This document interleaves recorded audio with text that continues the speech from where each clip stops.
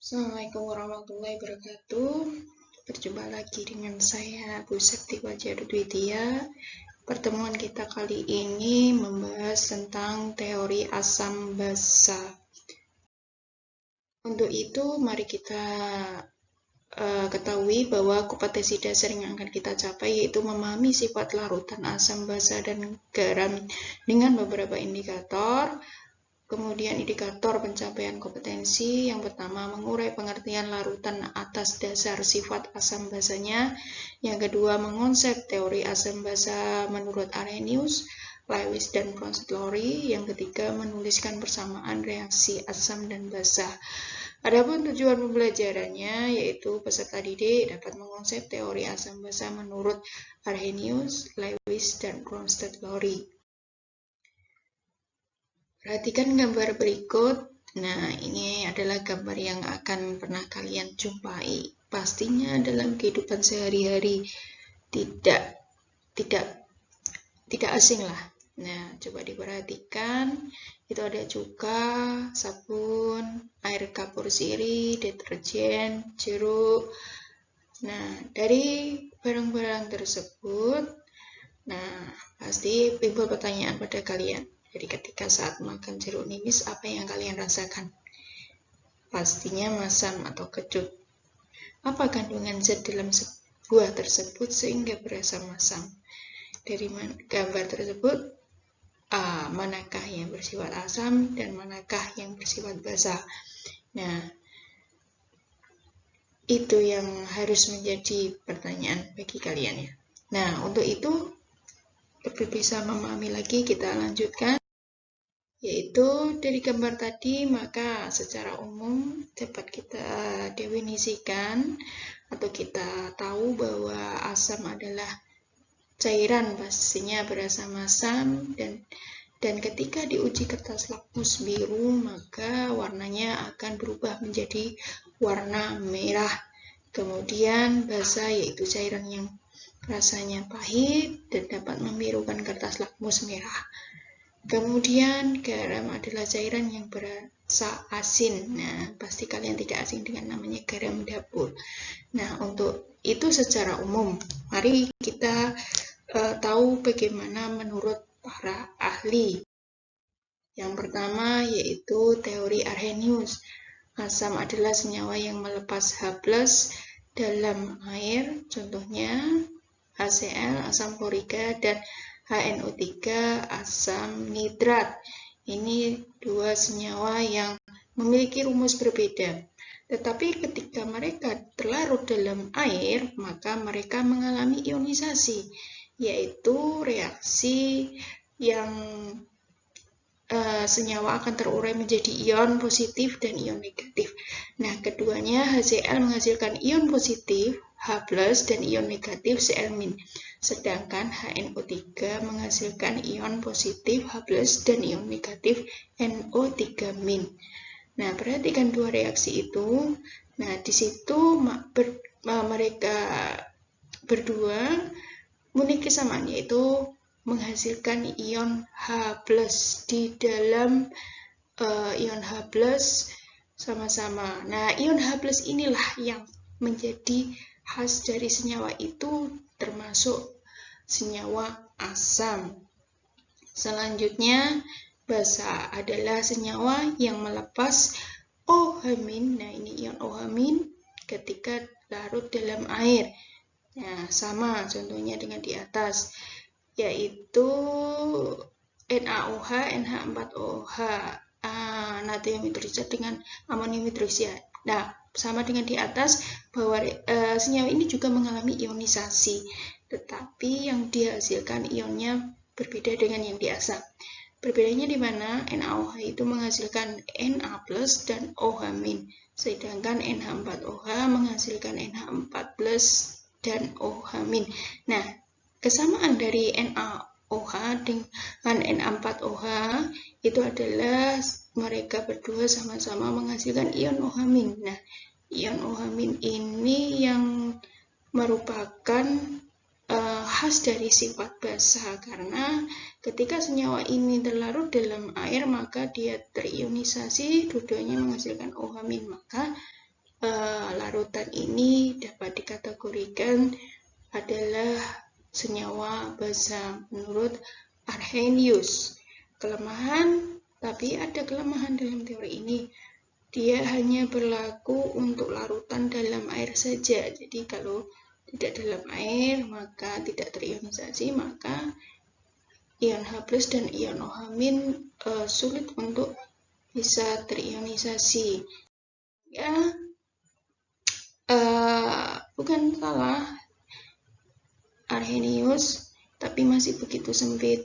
Maka muncullah teori yang kedua, yaitu teorinya Bronsted-Lowry, yang mendefinisikan antara asam dan basa adalah kalau asam adalah senyawa yang dapat memberikan proton, di sini ada protonnya adalah H+, sedangkan basa adalah senyawa yang menerima proton, yaitu H+-nya. Jadi sering lebih mudah diingat bahwa asam donor proton, basa adalah donor akseptor proton. Selanjutnya contohnya bagaimana? Nah, ini ada reaksi pelarutan dengan air, HCl dengan NH4OH. Nah, perhatikan reaksi kedua ini. Yang pertama, HCl ketika direaksikan dengan air maka berubah menjadi H3O+ plus Cl-. Nah, perhatikan di sini antara HCl berubah menjadi Cl- dan H2O berubah menjadi H3O+. Nah, di sini bahwa ketika HCl menjadi Cl- maka dia kehilangan H+-nya. H+-nya kemana?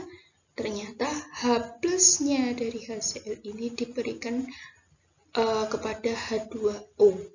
H2O sehingga ketika H2O menerima H3O+, maka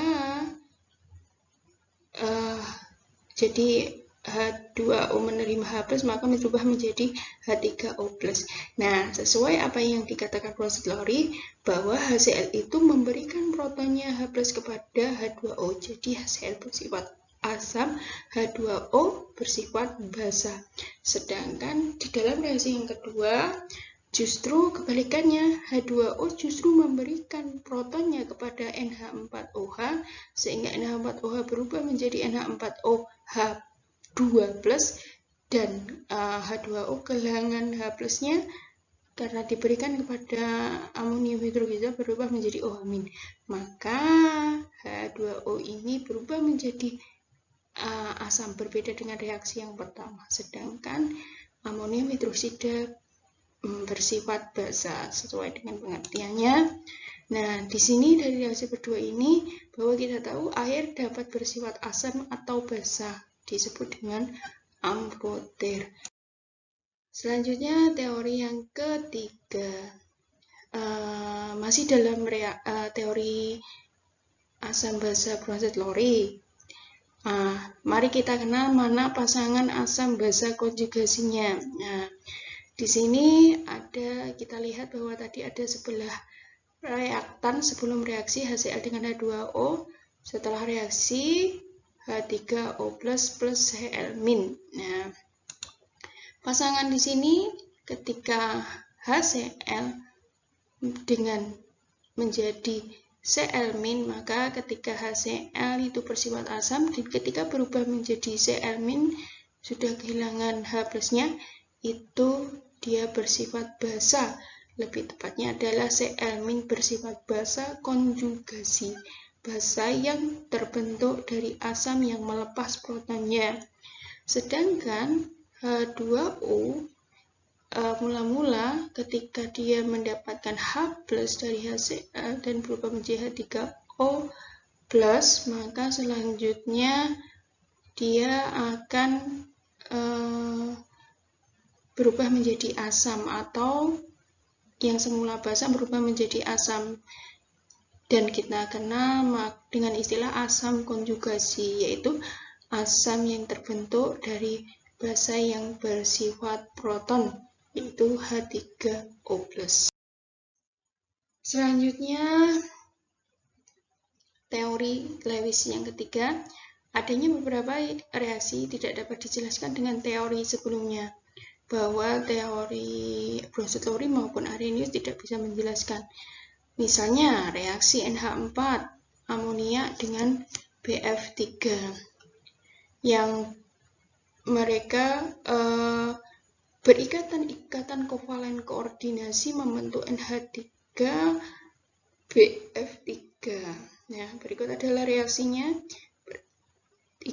Ketika senyawa NH3 digambarkan dengan struktur Lewis dan BF3 juga sama dengan struktur Lewis.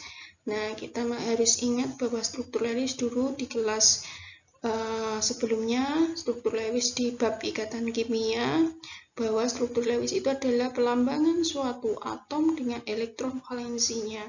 Jadi, elektron valensi yang nampak dari N nitrogen itu ada 5, yang 3 elektron diikat oleh H dan menyisakan pasangan elektron bebas 1. Sedangkan di dalam BF3 tidak ada pasangan elektron bebas, semua elektronnya diikat oleh F. Nah, sehingga dari reaksi ini terlihat bahwa NH3 memberikan elektronnya untuk digunakan bersama-sama hanya dari pihak NH3, sedangkan BF tidak memiliki. Nah, sehingga dengan teori Lewis berbunyi bahwa asam senyawa yang dapat menerima pasangan elektron, sedangkan basa adalah senyawa yang memberikan pasangan elektron. Jadi di sini adalah basa itu donor elektron, sedangkan asam adalah akseptor elektron. Nah, kita lihat reaksi yang di atas bahwa yang dapat memberikan pastinya adalah yang memiliki pasangan elektron bebas, sedangkan asam tidak memiliki, BF3 itu tidak memiliki, maka dia bersifat asam. Sedangkan NH3 bersifat basa karena dia memiliki pasangan elektron bebas dan dapat memberikan elektron tersebut. Sekian dari saya, terima kasih. Wassalamualaikum warahmatullahi wabarakatuh.